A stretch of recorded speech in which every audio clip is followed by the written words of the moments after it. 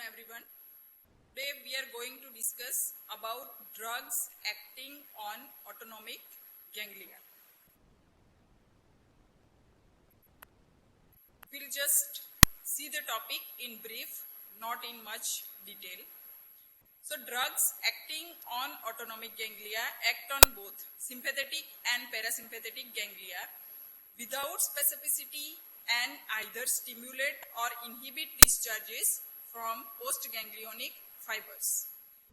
They are classified into autonomic ganglionic stimulating drugs and autonomic ganglionic blocking drugs.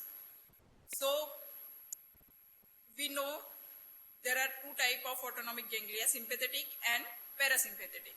So drugs acting on sympathetic ganglia or stimulate sympathetic ganglia, these are also known as ganglion stimulating and like that. So what's about neurotransmitter or neurotransmission in case of autonomic ganglia? So we have already learned acetylcholine at that site or ganglia is the primary neurotransmitter. Not only but primary neurotransmitter. Why primary? Because it acts on NN receptor that is located in autonomic ganglia and it produces primary rapid depolarization. Secondary changes also occur at autonomic ganglia. Here there is contribution from other receptors also seen, like M1, that is muscarinic 1, muscarinic 2, adrenergic receptor, dopaminergic receptor, amino acid, peptidergic receptors. So these all other receptors also contribute in neurotransmission at autonomic ganglia. But they are having secondary role, we can say, or modulatory role. So modulatory in the form of they modulate the action of primary neurotransmitter, that is acetylcholine. So which type of modulation? That depends on ganglia agent or like that, because either stimulatory, it can be stimulatory also, or it can be blocking also. Now we'll see first about autonomic ganglionic stimulating drugs. So these stimulating drugs are further divided into natural alkaloids, first of all, which are we are knowing nicotine and lobelin. Further, we see synthetic ganglionic stimulating drugs are TMA, that is tetramethyl ammonium, DMPP, that is dimethyl phenyl piperazinium, and varenicline. So these are the synthetic ganglionic stimulating drugs, and these two are natural ganglionic stimulating drugs. Another agents ganglion stimulatings are non-selective muscarinic agonists. Which are they? So acetylcholine itself, carbachol ester, pilocarpine alkaloid, anticholinesterase, and this is the agent under trial having code name MCN 3438. So all these agents are having ganglion stimulating action. Now we'll see about the autonomic ganglion blocking drugs. So these are subdivided into persisting depolarizing ganglion blocking drugs.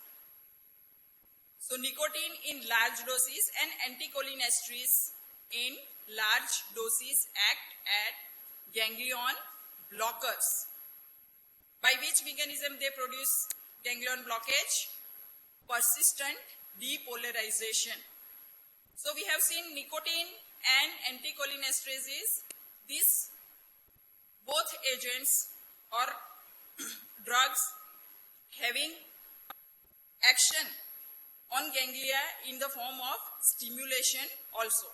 So these two are stimulatory agents also and ganglionic blocking agents also. But remember that both in large doses act as ganglion blocking drugs. Another in the same category, non-depolarizing ganglion blocking drugs. So which are they? Hexamethonium, pantolinium, pentamethonium, mecamylamine, pampidine, trimethophan and camphor sulfonate. Since drugs acting on autonomic ganglia affect both sympathetic and parasympathetic postganglionic fibers, the overall effects of this agent on various functions are dependent upon predominance of sympathetic or parasympathetic tone in particular structure as described here. We'll see how it will act. So, pharmacological action of ganglionic stimulants. So, first of all, nicotine. What is nicotine? Nicotine is a liquid alkaloid obtained from tobacco plant. Name is Nicotina tabacum. Though it was the original autonomic ganglionic agent, it is not used clinically for this purpose. Why? We will see. Effects of nicotine on central nervous system. So nicotine is an extremely toxic substance that transiently stimulates and then depresses the CNS. Death is from respiratory paralysis of the diaphragm and chest muscles resulting from descending paralysis. Nicotine is absorbed through chitinous cell of insects after a direct spraying or after contracting a sprayed surface and kills the insect by paralysis. Effect on cardiovascular system. So small doses of nicotine activate both cardioaccelerator and cardioinhibitory nerves. Since cardioinhibitory nerve is more predominant, decreased pulse rate is noticed. So on CVS, on pulse rate, nicotine causes decrease in pulse rate. Due to paralysis of autonomic ganglia after a large dose of nicotine, the heart rate returns towards normal. Small doses of nicotine can cause a pressure response due to sympathetic stimulation. Peripheral vasodilation results after a large dose due to autonomic ganglionic blockage. Action on GI system. Activates both smooth muscles and secretory glands of digestive tract and produce excessive salivation, increased gastric secretion, vomiting, increased peristalsis and defecation. Effects on skeletal muscle. Initially stimulates nicotinic receptors of the motor end plate and in large doses produces a depolarizing muscle paralysis. Acute nicotine poisoning. So if excessive or if nicotine is consumed in large amount, it can lead to poisoning, acute poisoning. So which are the clinical manifestations of this acute nicotine poisoning? Excitement, hyperapnea, salivation, pulse rate irregularities, diarrhea, emesis. And after this transient stimulatory phase, a depressed state characterized by incoordination, tachycardia, dyspnea, coma and death from respiratory paralysis that we have already discussed previously. Now here, related to this, I have also covered the pharmacotherapy for smoking cessation because the agents I have mentioned in classifications are used mainly in pharmacotherapy for smoking cessation. So for this smoking cessation or alcohol, de-addiction therapy or any de-addiction therapy. More important is counseling and motivation of the persons. So drugs or pharmacology or such type of agents can have secondary role in any such type of de-addiction program. Remember that. So what is the prime importance or very much importance is counseling of the patient and motivation. So once with the medication, it might be possible with medication, they can leave the habit of tobacco, chewing or alcohol or any other taking drugs or any other such type of bad habits. But if we have not done proper counseling or the willpower of persons is not proper, motivation is not proper, then there are chances person can again move towards consumption of such type of harmful agents. So in any type of de-addiction program, if we'll see, the prime importance is of counseling and motivation. Here we are talking about smoking cessation. So what should be the goals? What should be our goals? So these two goals are there. First is to reduce craving. Now what is craving? Craving is the intense desire to have or to consume that substance. Intense desire. Another is to suppress withdrawal symptoms. Withdrawal symptoms means when the person stop taking alcohol or smoking. Here we are talking about smoking or nicotine or tobacco like conditions. So if the agent is not consumed, there are chances of withdrawal symptoms because of the process of neuroadaptation. The body starts working in the presence of that agent. So if it is not consumed, then withdrawal reactions will be there. And as you have learned in general pharmacology, what is the characteristic of withdrawal symptoms? They are just opposite to that of action of particular agent. So for smoking cessation, our goals first is to reduce craving, means to blunt whatever the rewarding effect or pleasurable effect that is produced in case of smoking or tobacco chewing by increased release of dopamine in the brain. Another is to suppress the withdrawal symptoms, so which can be harmful and sometimes can lead to death of the patient also. Which are the agents for smoking cessation? First of all, nicotine replacement. In nicotine replacement also, we'll see nicotine transdermal patch available, nicotine chewing gum available, nicotine spray available, as well as inhalation cartridge of nicotine also available as replacement therapy in case of smoking cessation. Another agents we have seen already in classification, that is varenicline. So this varenicline, we'll see the detail that means in brief, and its role in smoking cessations. It is alpha 4 beta 2 partial agonist. Another agent helpful in smoking cessation is bupropion. This bupropion is the atypical antidepressant agents that we will cover in the chapters of antidepressant agents. But atypical antidepressant agents, it's also having effect on dopamine level. So first of all, we'll discuss about nicotine replacement. So first forms of nicotine replacement, or one of the forms, is nicotine transdermal patch. So you have learned already that there are different sizes of transdermal patches available.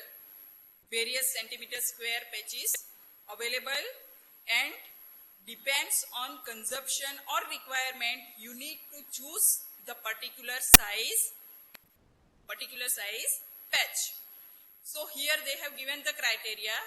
If cigarette consumption is more than 20 per day, 20 cigarettes per day, if it is more than 20 cigarettes per day, then start the therapy with the transdermal patch size 30 centimeter per centimeter square.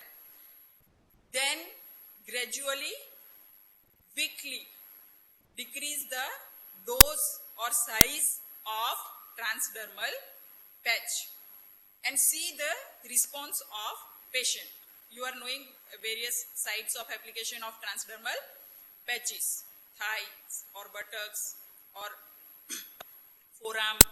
There are so many sizes, so many sites are there for application of transdermal patch.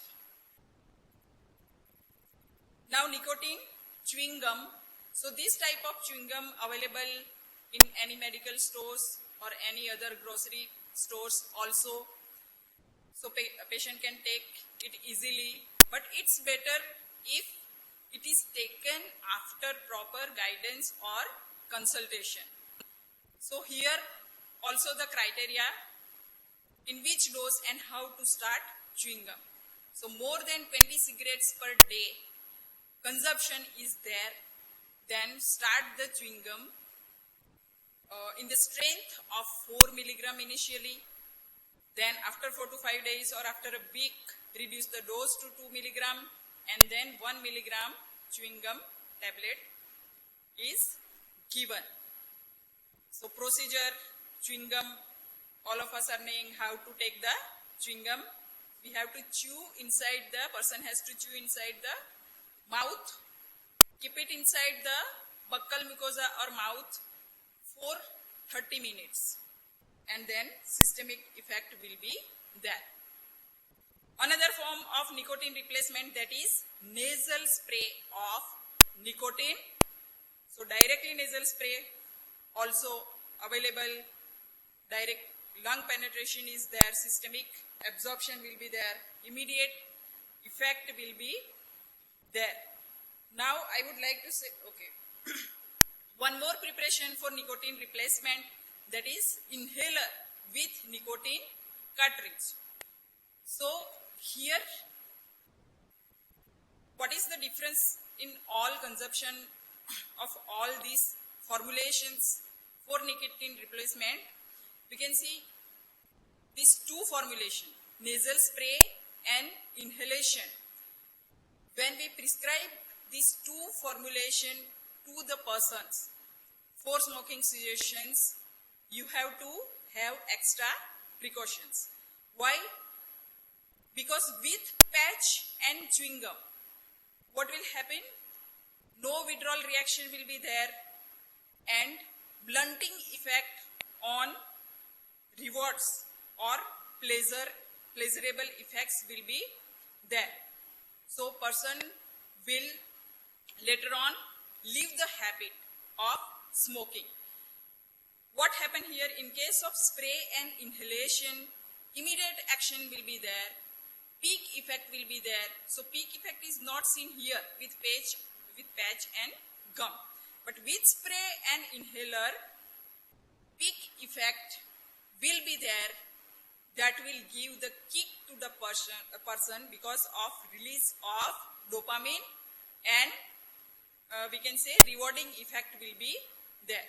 So here there are chances of person may be habituated with these two formulation also. So choose the person wisely while prescribing this formulation for particular person for smoking cessation. Adverse event of this nicotine replacement, CVS mainly, we have already seen the various actions of nicotine on CVS. So all can happen here. Another agent for smoking cessation is varenicline. So what is varenicline? It is partial agonist at alpha 4 beta 2 receptors. in brain, at which site? Nucleus accumbens and mesolimbic area. And how it is helpful in smoking cessation? So by this partial agonistic action in this particular area, it interferes with the release of dopamine and subsequent whatever the pleasurable effect or rewarding effect produced by dopamine, that is blunted by using this varenicline. Bupropion is atypical antidepressant agent and act by which mechanism? It will reuptake inhibitor of noradrenaline and dopamine, interfere with dopamine level, and whatever the one hypothesis or one theory for this habituations or addiction we can say is believed as depression. When person is depressed or frustrated, person may develop habit of either smoking or alcoholism, or that is believed. So that way also bupropion may help because it is atypical antidepressant.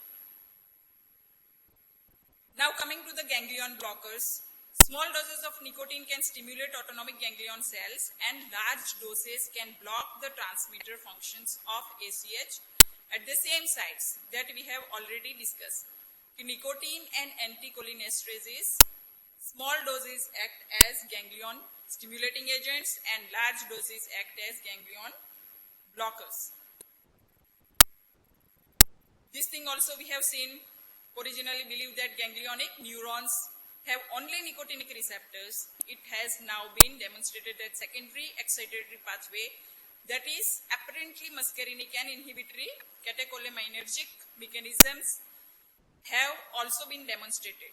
But the drugs that exert significant autonomic ganglionic blocking effect do so by blocking the nicotinic receptors. So in initial slides only we have discussed about this thing, the primary action, that is by nicotine via action on nicotinic receptors, acetylcholine via nicotinic receptors.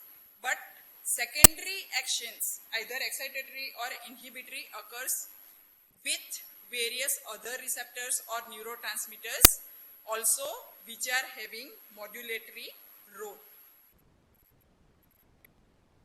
Now these are the various organs or sites. Predominant tone, and depends on predominant tone we have seen the effects on ganglion blockage will be there.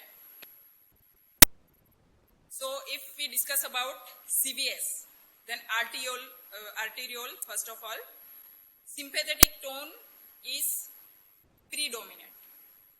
So opposite action will be there because ganglion, here we are talking about the blockage. Vasodilation will be there, increased peripheral blood, hypotension will be there. Effect on veins. Sympathetic tone is predominant tone here. So similar thing we can see here. Effect. Heart. What is the tone? Predominant? Parasympathetic. And stimulation of parasympathetic will lead to which type of action? ACH mediated or cholinergic action? Bradycardia. But here we are talking about blocking action. That's why tachycardia will be there. Same way in GIT, parasympathetic tone is predominant. That will result in decreased tone, GI tone and motility. Ultimately results in constipation. Effect on eye. Iris, parasympathetic, we have seen previously. So iris, what is the effect of parasympathetic system on iris? Meiosis. But here opposite action should be there, so mydriasis is there. Similarly, ciliary muscle parasympathetic tone is there, so cycloplegia. Urinary bladder parasympathetic tone is predominant, so retention is there, because normally with parasympathetic stimulation urination, more urination is there. Salivary gland, parasympathetic, dry mouth will be there. Sweat gland, sympathetic, anhydrosis. Bronchioles, parasympathetic, relaxation, decreased secretion will be there. So overall, if we'll see at this site, predominant tone is parasympathetic tone, and depends on that the effects of ganglionic blockage we see. So there are so many ganglion blockers we have seen in classification, but whatever important to you only I will discuss, because current status, if we'll see the current status of various ganglionic blockers, they are not used clinically except these few agents which are still used clinically for particular conditions. Their selection is for particular condition only. So which are these ganglion blockers? Trimethophan and mecamyl-amine. What is trimethophan? Ultra short acting ganglion blocker. It is given as IV infusion to produce control hypotension in case of surgery. So control hypotension, that means what? We can say bloodless field. So the surgery become easier because of this control hypotension. So to produce control hypotension, trimethophan is given. Another similar condition in which trimethophan can be used is to lower blood pressure in hypertensive emergency due to aortic dissection. So similar type of action is there to lower the blood pressure or to produce hypotension, but the condition is aortic dissection. So this can be asked in viva or examination, why? Because it's having site-specific action in aorta. So you can remember this thing. Trimethophan is used to produce control hypotension and to lower BP in aortic dissection. Mecamyl-amine alone or combination with nicotine replacement agents or preparations or other agents for smoking cessation, we have seen which are they, varenicline and bupropion. So this mecamyl-amine alone is used or in combination with other agents we have already discussed in case of smoking cessation. It acts by which mechanism to block the reward of nicotine and improve abstinence rate or withdrawal reaction, that is minimized as it is ganglion blockers. That's why. So the information you can take here, these are, we can say, whatever the very useful information, those only I have included. So it would be easier to remember for you in case of students. I say MCQs I will give you tomorrow in case of students I am talking. So these questions I have asked. Name two agents which are having ganglionic stimulatory and blocking action. Which are they? You have already seen.